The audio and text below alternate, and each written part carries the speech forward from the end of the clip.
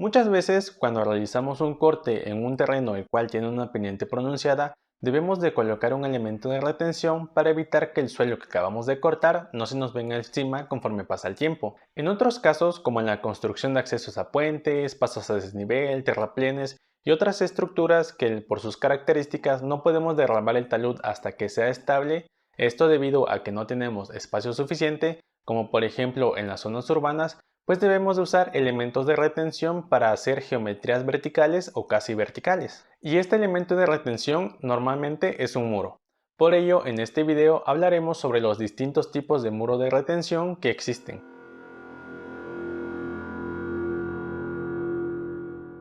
Hola, bienvenido a este canal de Geotecnia Aplicada. Yo soy Alejandro y en este canal hablaremos sobre exploración de suelos, pruebas de campo, ensayos de laboratorio, análisis y diseño geotécnico y varios otros temas de geotecnia en general. Así que si este contenido es de tu interés, considera suscribirte. Entonces, para comenzar a hablar sobre muros de contención, primeramente debemos saber a qué nos referimos. Un muro de contención es una estructura que proporciona soporte lateral a una masa de suelo, es decir, debe de resistir los empujes ocasionados por el suelo. Y además, si sobre el suelo existe una sobrecarga, ya sea por una construcción o por el tránsito de vehículos, el muro de contención también debe de resistir esta sobrecarga, garantizando así la estabilidad de la masa del suelo y lo que está sobre ella. Con esta definición muy sencilla ya sabemos lo que es un muro de contención. Ahora pasemos a ver cuáles son los tipos de muros de contención que existen y el primero de ellos es el muro de gravedad. Este tipo de muros son de gran volumen, ya que su estabilidad depende de su peso propio.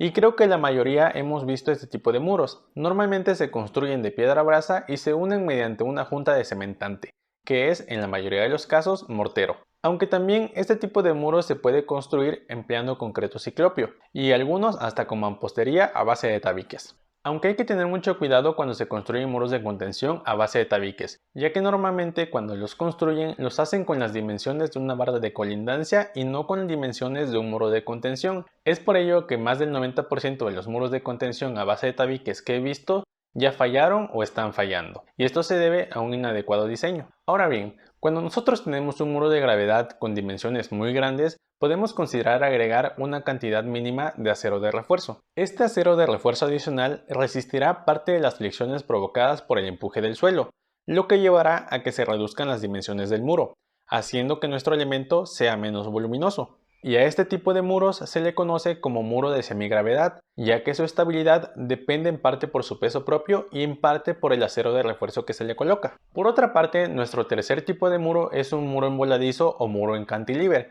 y este, a diferencia del muro de gravedad o de semigravedad, es de dimensiones más pequeñas, pero eso sí, está construido completamente a base de concreto reforzado, por lo que su estabilidad depende tanto de su peso propio, pero principalmente depende más del peso del suelo de relleno colocado sobre su base detrás de su respaldo.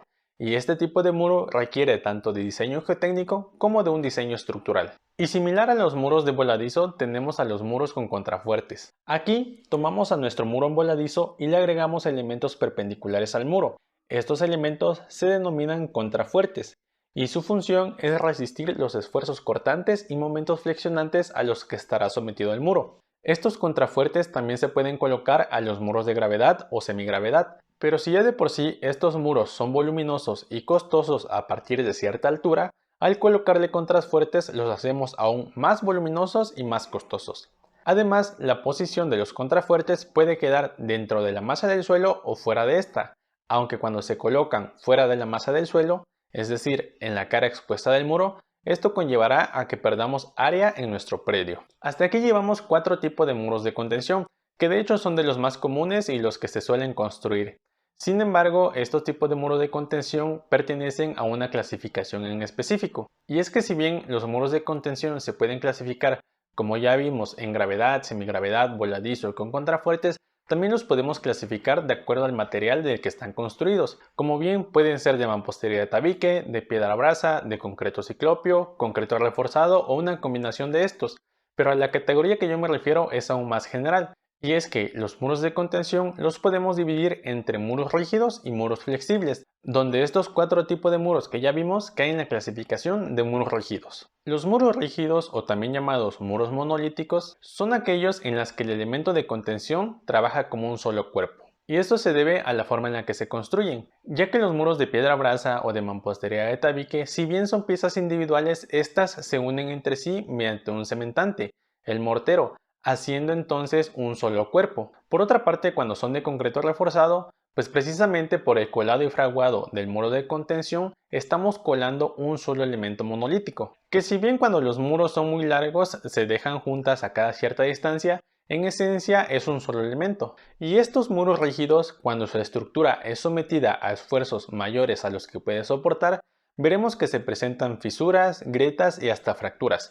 Esto ya que por el material y la forma en la que están construidos, la magnitud de las deformaciones que puede soportar antes de llegar a la falla es muy baja. Sin embargo, los muros flexibles tienen otro tipo de comportamiento, debido a la forma en cómo son construidos y al material del que están construidos. Que como ya veremos, estos muros flexibles estarán construidos por unidades estructurales individuales, pero que trabajan en conjunto, por lo que al momento de presentarse deformaciones, pues tienden a deformarse más antes de llegar a la falla. Ahora sí, mencionado lo anterior, pasemos a nuestra segunda categoría, que son los muros flexibles. Y el primer muro dentro de esta categoría es el muro seco o también llamado de mampostería seca. Este tipo de muros se asemeja mucho a los muros de gravedad, y es que efectivamente la estabilidad es por su peso propio. Pero aquí la principal diferencia es que las piezas que conforman este tipo de muro seco no están junteadas entre sí, es decir, no hay un material cementante que garantice la unión entre pieza y pieza y haga un solo cuerpo rígido, sino todo lo contrario, cada pieza está suelta,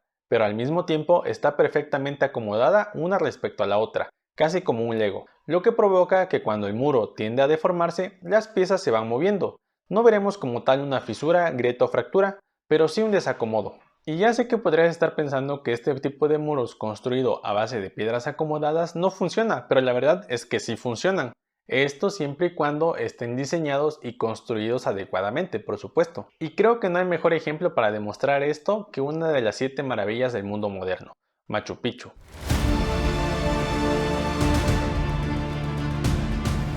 Que dejando de lado la importancia histórica y cultural y enfocándonos en su construcción, podemos ver que está construida totalmente de muros de piedra, y muchos de esos muros que no tienen ningún tipo de cementante están tan perfectamente construidos que no se puede colocar ni siquiera un alfiler en la unión entre piedra y piedra. Además de que estas estructuras han estado en pie desde hace 5 siglos y han resistido sismos importantes. Pasando ahora a nuestro siguiente tipo de muro de contención, tenemos al muro tipo gavión, que si bien también está construido a base de piedras acomodadas, hay una gran diferencia entre el muro seco y el muro gavión, y es que para el muro gavión las piedras están enjauladas. Los muros gaviones están construidos por unidades individuales en formas de cajas o jaulas, las cuales pueden estar fabricadas desde malla electrosoldada para usos más arquitectónicos o menos rudos, hasta con malla de triple torsión para usos más ingenieriles, ambos con su respectiva protección para evitar la oxidación y posterior corrosión.